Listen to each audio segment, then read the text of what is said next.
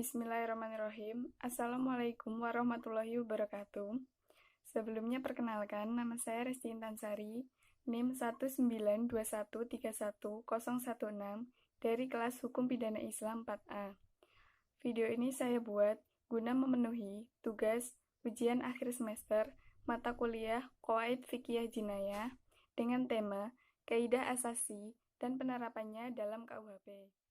Langsung saja, untuk pembahasan yang pertama yaitu Al-Qawaid Al-Khamsah atau 5 kaidah asasi.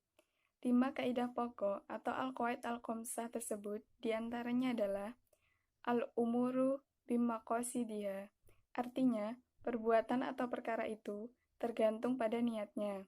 Yang kedua, Al-Yaqinu la yuzallu bisyaki, artinya keyakinan tidak hilang dengan keraguan. Yang ketiga, al-masyaqqah tajlibu al-taysir, artinya kesulitan mendatangkan kemudahan. Yang keempat, ad-dararu yuzallu, artinya kemudaratan itu dapat hilang. Dan yang kelima, al-adat muhakkamah, artinya adat atau kebiasaan bisa dijadikan landasan hukum. Dari kelima kaidah tersebut, saya akan memilih salah satu kaidah untuk saya analisis penerapannya dalam KUHP.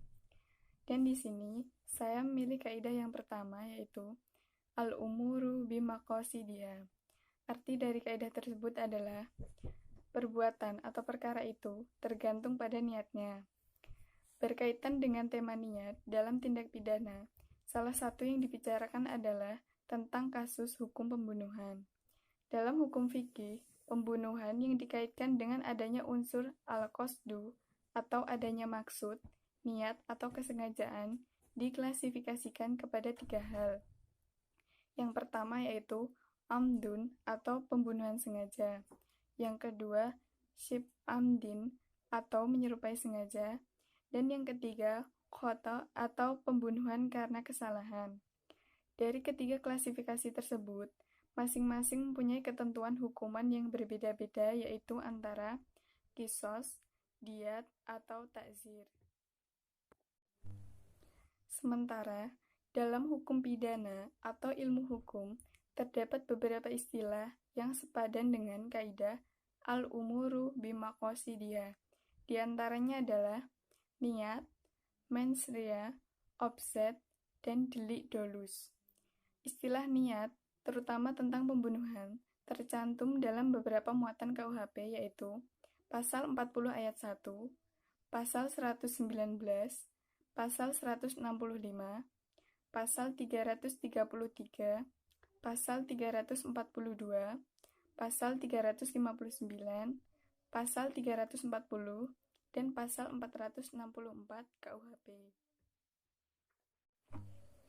Merujuk kepada KUHP buku kedua tentang kejahatan, pada bab 109, kejahatan terhadap nyawa, unsur kesengajaan disebutkan dalam pasal 338 yang berbunyi, barang siapa dengan sengaja merampas nyawa orang lain, diancam karena pembunuhan, dengan pidana penjara paling lama 15 tahun.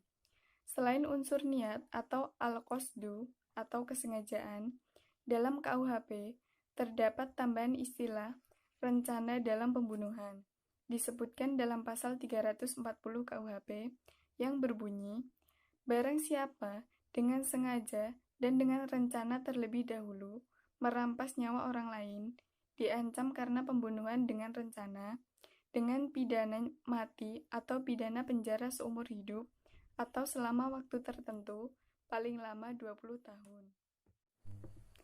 Sedangkan pembunuhan karena kesalahan atau al-khata dijelaskan pada bab 111, menyebabkan mati atau luka-luka karena kealpaan, pasal 359 yang berbunyi, barang siapa karena kesalahannya atau kealpaannya menyebabkan orang lain mati, diancam dengan pidana penjara paling lama 5 tahun atau pidana kurungan paling lama 1 tahun. Dari 3 pasal ini, dapat ditemukan kesesuaian antara hukum Islam atau jinayah dan dalam hukum positif atau KUHP tentang posisi niat dalam tindak pidana pembunuhan, bahwa kedudukan niat berada pada sebab dan pada akibat. Niat pada sebab dapat dilihat pada awal tindakan hukum, yang dinilai dari unsur kesengajaan pelaku. Sedangkan niat pada akibat dapat terlihat pada sanksi hukuman yang dikenakan kepada pelaku pembunuhan. Dan untuk pembahasan yang terakhir yaitu tentang ketidaksesuaian muatan KUHP dengan kaidah hukum pidana Islam. Pemberatan pidana penjara yang dijelaskan dalam muatan KUHP seperti dalam pasal 338, 359, dan 340 KUHP pada dasarnya belum sesuai dengan kaidah hukum pidana Islam.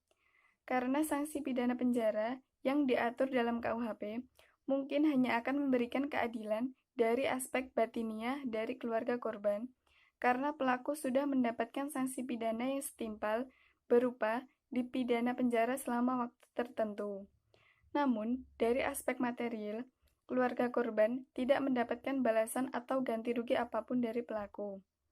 Sehingga, dalam hukum Islam, tujuan dari pembayaran diat kepada keluarga korban adalah sebagai ganti rugi material dari pelaku. Maka, dapat disimpulkan bahwasanya hukum konvensional sejalan dengan hukum pidana Islam pada prinsip tidak ada hukuman atas niat yang tidak diperbuat atau diucapkan. Akan tetapi, ia tidak menerapkan prinsip ini secara total karena di dalamnya terdapat beberapa pengecualian. Di antaranya, memperberat hukuman tindak pidana sengaja yang didahului oleh tekad dan memperingannya bila tidak diawali dengan tekad. Perbedaan ini menunjukkan bahwa hukum konvensional memisahkan antara niat dan perbuatan dalam hal penjatuhan hukuman, sedangkan hukum pidana Islam menerapkan prinsip tersebut secara total tanpa memberikan pengecualian-pengecualian. Baik, mungkin itu saja yang dapat saya sampaikan. Kurang lebihnya mohon maaf. Wassalamualaikum warahmatullahi wabarakatuh.